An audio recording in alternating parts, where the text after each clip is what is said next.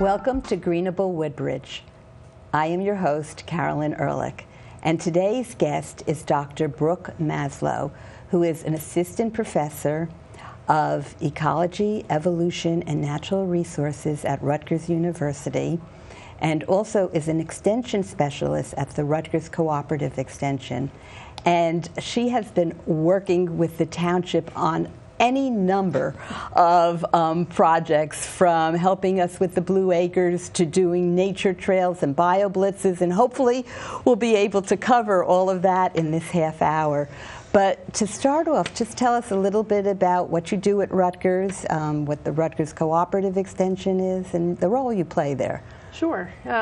So I do wear a lot of hats, and I'll start. I know that feeling. I'll start with the Rutgers Cooperative Extension. So the main mission really is to extend the knowledge of the university, to develop science-based solutions to really help the residents of New Jersey to address issues, to improve the quality of life. So I'm an extension specialist in wildlife ecology, and that, I mean, there's a lot of wildlife. Yes. So and we want to keep it that way. We do want to keep it that way, but you know, basically what I do a lot of is dealing with human-wildlife conflicts and how we can resolve those. I deal with developing strategies for wildlife management on public and private lands, you know, how to manage threatened and endangered species as well as pest species. We design habitats in public parks through ecological design. And then kind of in terms of a programming or education and outreach sort of hat, we basically try to educate the public on the importance of wildlife and biodiversity and to human quality of life. So there's a lot of programming that we do with that. Right. And we were very fortunate because our need seemed to fit in with exactly what it is that you do. And we had all of this now vacant land from Blue Acres and the challenge of what do we do with it. So talk, yes. I guess, first of all, for the audience, a lot of people may not know what the Blue Acres is. If you didn't live there, you know, you don't know. Right. So explain what Blue Acres is and then how you helped us. Sure. So the Blue Acres program is kind of an extension of the Green Acres program. People might be familiar with that.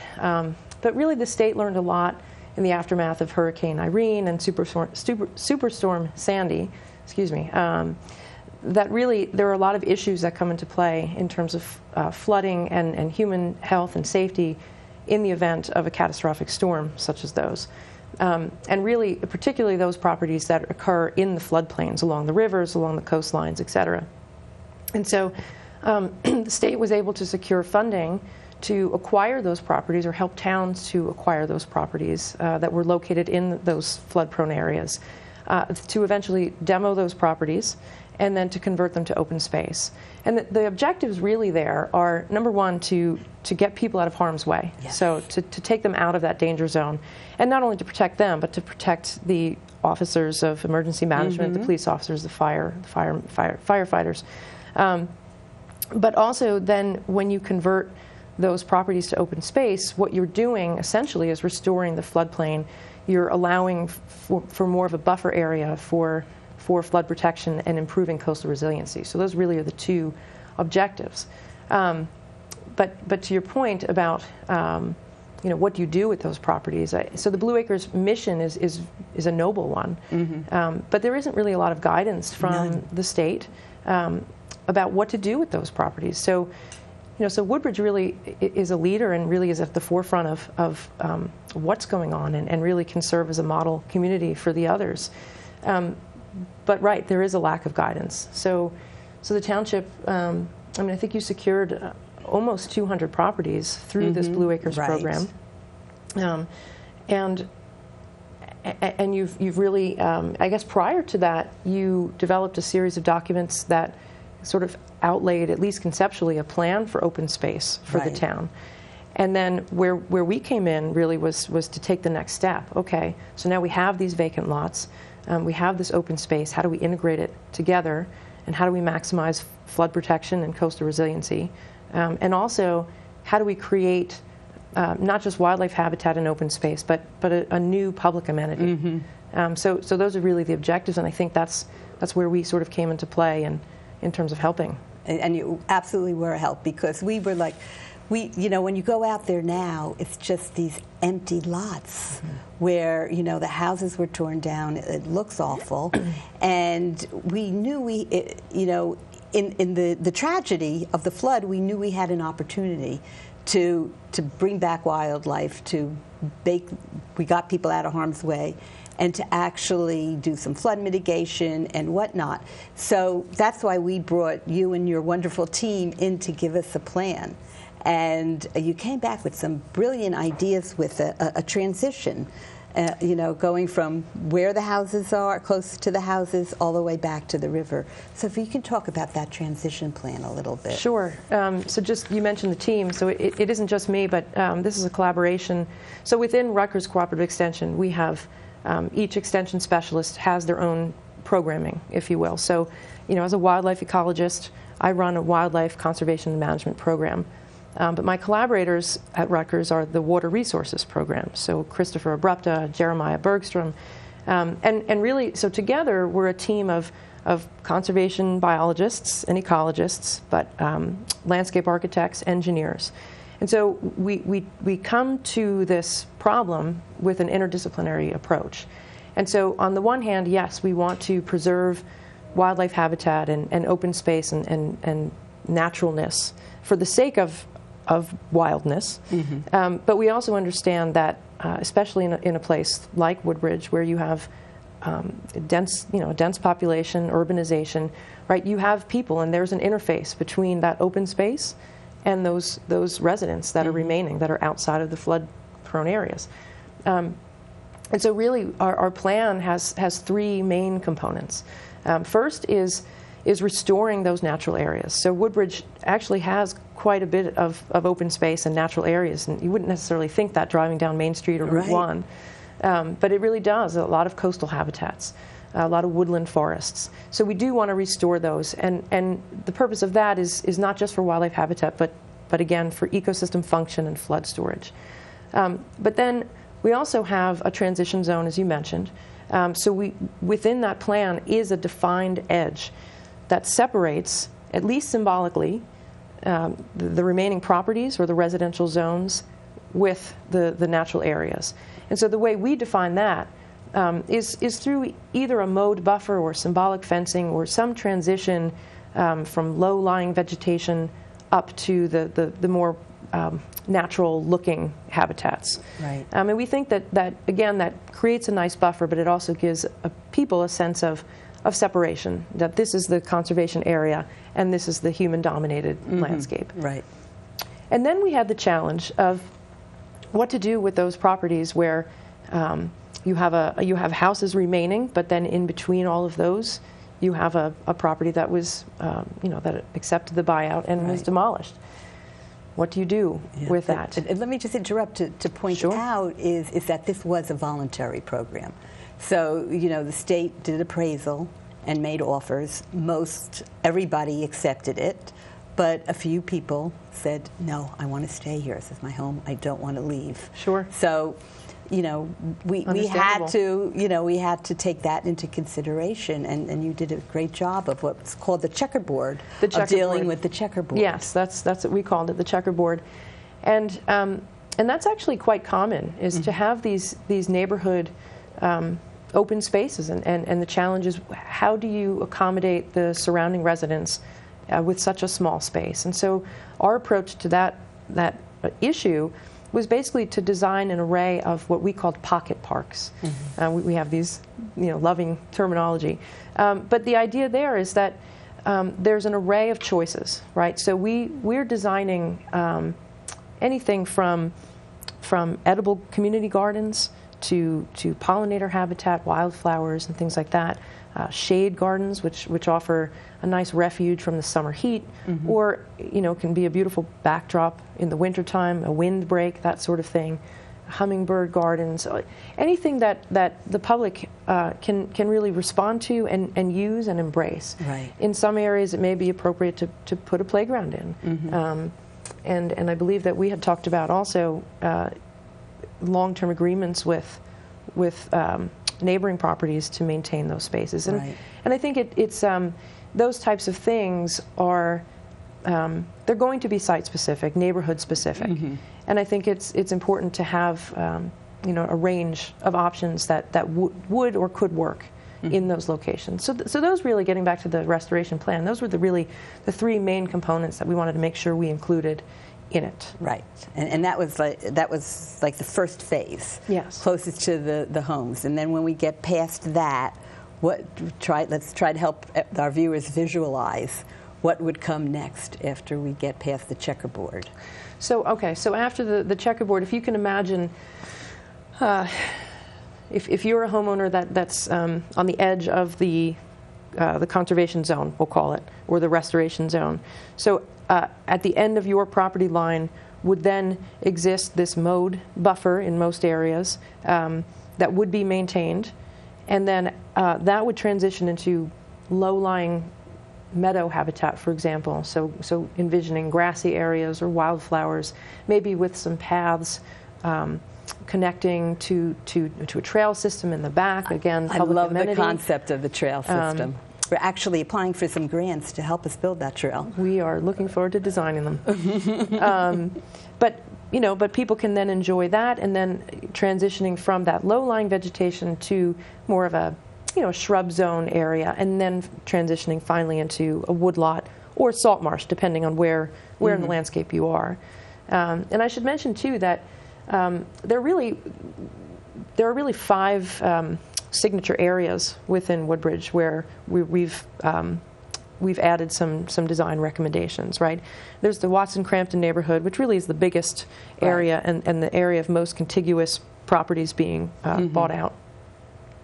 And then we have Seawarren. That neighborhood also has, not as large as Watson-Crampton, but there's definitely a sort of a big chunk of open space. Right. And then in Colonia, Avenel, Port Reading, those are the areas where we have more of that mosaic or checkerboarding going on. And each of those neighborhoods sort of has their own identity as well.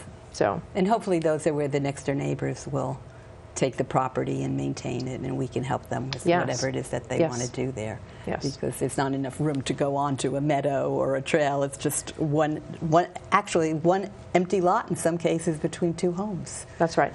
Yeah. And so it's very limited. So, the report that you did for the town, it was so extensive, and one of the things that you did was you did an inventory of the wildlife and the birds and everything that we have out there. And it was fascinating to read that. Did you find anything that was extraordinary or that we should take note of, or things that we want to, birds and plants that we want to bring in that should have been here but no longer were? Right. So we did some modest wildlife surveys. We did both. We went out and we did some bird counts, and we found a lot of common birds that you would normally see in sort of an urbanized area. Your common bird feeder birds like cardinals and blue jays and things like that. But there were quite a few warblers, which are forest songbirds. They're migratory birds, so they do breed here, but most often you'll see them en masse in the fall or the spring during the migratory period. And then not only do we actually go out there and visually inspect, but the New Jersey Department of Fish and Wildlife has an initiative called the Landscape Project. And what it does basically is it compiles information on sightings of threatened and endangered species in the state or species of special concern. And they put it all together in a nice database with GIS layers, so you know exactly where these habitats are, or these potential habitats are. And so what we found in looking at that was that there were at least 2 species of conservation concern. There was one threatened species, which was the black-crowned night heron. Really? And one species of special concern, which was the little blue heron. And of course, both of those are wading birds that are using the salt marsh habitats for foraging. And so, again, these are confirmed sightings. So we don't know, if the birds are nesting there or breeding there. And herons in general are they nest in trees. And we didn't, so our surveys weren't that in depth. But basically what it's telling you is that even if you don't know exactly if they're breeding or where they are, you know that they're using those habitats for foraging. And what that tells you is that there's an indication that water quality within the tidal creeks of the salt marsh is of good enough quality to support small fish and crustaceans, right? So it's a good sign when you see these types of birds, because generally species of conservation concern are more sensitive. They're not your common birds. They're not your crows or your gulls, for example. So we did that, and I think that the more that we continue to restore the habitats, remove invasive species, for example, plant native vegetation, allow those habitats to establish and to grow, the better the habitat quality, the more diversity you will have. And I bet if we implement these plans as we go through 5 years, 10 years down the line, there can be some important birding areas, for example, all along those tidal creeks and in those woodlots. Okay, so I was going to talk more about the plan, but we're talking so much about birds. Let's just jump into that, because one of the most fascinating things that you did for us last year, and you're going to do again this year, was the bird watching. We did that at Pin Oak Forest in Avenel. And tell us a little bit about we did a nature program, you did bird watching, we did bats, you did photography. What else did we have? If I remember. We had an insect course. Right. And we did our macro photography, so teaching people how to do nature photography with their own point-and-shoot cameras or their iPhones or smartphones. So essentially we called it Walks in the Woodbridge Wild. And the idea there, again, as I mentioned earlier, Woodbridge, you think of a densely populated, urbanized landscape, but there's a surprising amount of open space and really beautiful locations. And one of them was the Ernie Oros Wildlife Preserve. And when you first called and asked, could we do something like this? You're like, where in Woodbridge? I pulled up and had no idea. And then the more that we walked through the trails and saw the creeks, I mean, just the diversity of habitat types even within that park, it floored me. And so, so really, and one of the missions that we share is really just bringing people to enjoy the wildlife and to enjoy the open space, but not only that, but to appreciate it, again, not just for its aesthetic value, but for its functional value, for its services to humans, to what it provides for us. And so we designed a series of nature walks in the Woodbridge Wild, and it was, thankfully, it was a free free tour. It will be again this summer. It will be again. And it was for all ages. I mean, we had some youth-directed, or youth-focused events, but we also had just open to the public. And we introduced people to green frogs, to all the different birds that are there. We did bat monitoring, and the kids especially loved that. It's been a wonderful turnout, and it was so successful. I'm happy to do it again this year. Really exciting, and I actually learned how to use binoculars. I was one of those people I'm not seeing anything, and you had the patience to actually how to help us and teach us. It was great. Skill. And I keep saying I have a dream that every child in Woodbridge is going to have a set of binoculars and be looking at the birds. But since we started that whole program, we've gotten the school on board, and now every third grade in our town is taking a field trip out to the Ernie Oros Nature Preserve in Avenel. That's wonderful. And and they're taking their pads and taking pictures of what's out there, and then writing about it. So it's really, really exciting what's going on. And not only from their standpoint, but I am at an academic institution.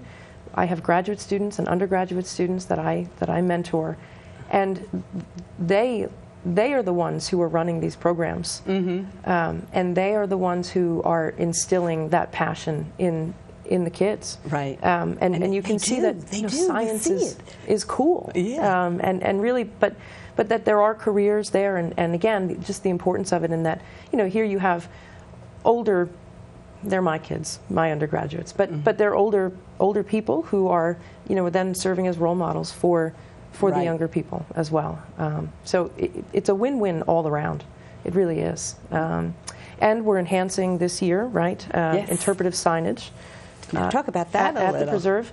So not only the signs are really there, or will be there, designed to, again, not only to introduce people to what wildlife they might see out there based on the different habitats, but also the importance of those habitats to, again, I keep using the term ecosystem services, what nature provides us for free.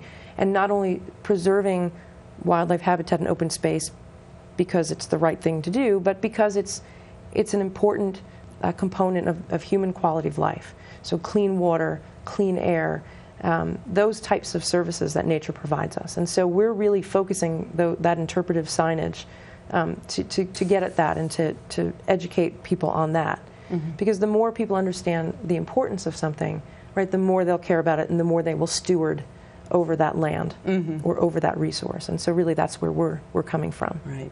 So right now you walk through the trails and you go, oh, it looks pretty, but you don't know what, unless you've been to Rutgers, you don't know what you're looking at. And these signs will help tell us what's out there and what we should be looking for. Yes. Even, you know. Yes. And it definitely will highlight the wildlife that is there. Right.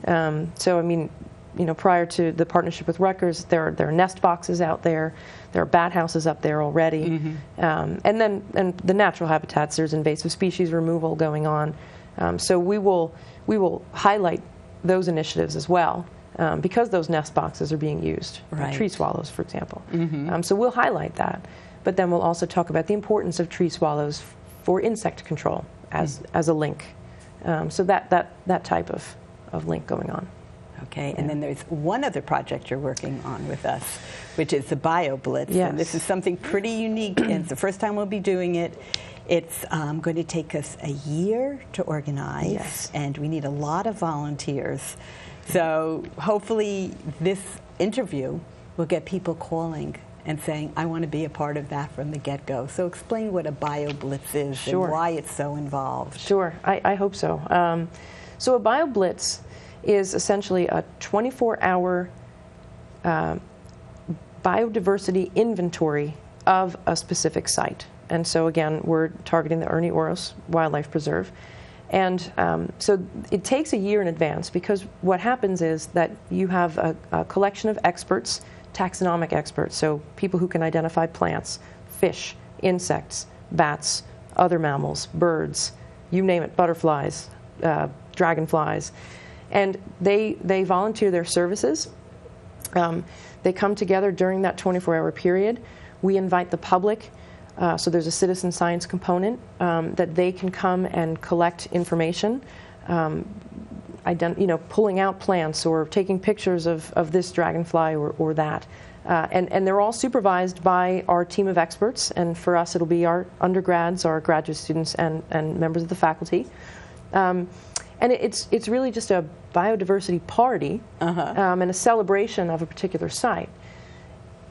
But not only that, I mean, it is fun. It's a lot of fun. But what it also does is it provides you a baseline for understanding what you have. What is the resource that you have? And when you then make improvements to it, you remove invasive species, for example, what comes in? What other biodiversity comes in? What other native species? How does your bird list increase? Are you finding more habitat for different mammals or for different amphibians or things like that? So all around, it's an educational experience for young people and adults. Right. It's a fun night out. There's a lot of coffee involved. You camp there. Depending on the season, the timing of it. In the past, we've had classes scheduled to come. So maybe a 4th grade class can come, and they're going to go and do a plant inventory with one of our plant experts. Right. And that would be at a defined time. And then we'll have also programming going on. So at 6 a.m. on Saturday morning, during that 24-hour period, okay, so-and-so is leading a bird tour. So there'll be a schedule of the different things, and you sign up for those different activities, the bat monitoring, for example. And people, do what they want. They get involved with what they want, or they just come and enjoy. Wow. It's definitely a public event. Yeah. And it's like opening up a whole new world to so many people. It is. It is. And you know, I always enjoy when I'm with somebody when they go over to the Ernie Park for the first time, and it's like, this is here in Woodbridge. They can't believe it. That's right. And I couldn't. It's amazing how many people who live right in Avenel, let alone Woodbridge or Colonia, but the people who are 2 blocks away who don't know about it, which is why we're so excited that they're actually having school programs, because that'll make more people aware. Yes. And it's such a great asset that we have here. And hopefully, in Woodbridge, where the Blue Acres is, will become a similar type of a habitat as we make it grow and invest in it. You're right. And one thing I didn't mention about the restoration plan is that we did, even though there right now there are 5 distinct areas, we sort of looked at it from a township-wide approach, right? So we were looking for connections. So, right. You know, the Woodbridge Greenway, for example, is a concept that can be developed further. Mm-hmm. You can have, you know, where you have streets that are fragmenting portions of open space, you can have a green street or a greenway or something like that. Right. So there are ways to establish those connections, but the idea, again, is to look at it as a whole. And so yes, and if we can connect it to the Ernie Oros Park, right. and make a trail from there, follow the river. That's right. Right up to the Ernie Oros Park. That's always been a vision that we've had. Yeah. And just one other thing that we didn't mention that was in your design that a lot of people that have seen it are excited about, a little dock for kayaks. Yes, a kayak launch. Yeah. Yeah. So everyone loves kayaking, right. and I think again, the point of public access, right? Access to the water, access right. to the resource. So we didn't talk much about the trail design, but we at least conceptually envisioned the kayak launch sort of connecting in with a trail system. And so any way that we can bring people to the water, bring people to the resource, move trails around to highlight particular vistas or habitat types or those types of things. Yeah, anything that we can do. But a public kayak launch is a very popular amenity to have. Right, and that alone will get people down there, and then as a side, they'll start to appreciate everything. Well, this has been great, and we are, as a township, we are very lucky that we found you and your team, because I don't think there's an end to all the great partnerships that we're going to have going forward. Yeah, that's exactly the word I would use. It's a great partnership, and it's really beginning. Right. So we are looking forward to continuing working on this with you. Yes, thank you. So thank you, and thank you everybody for watching Greenable Woodbridge and being part of the change and part of the excitement.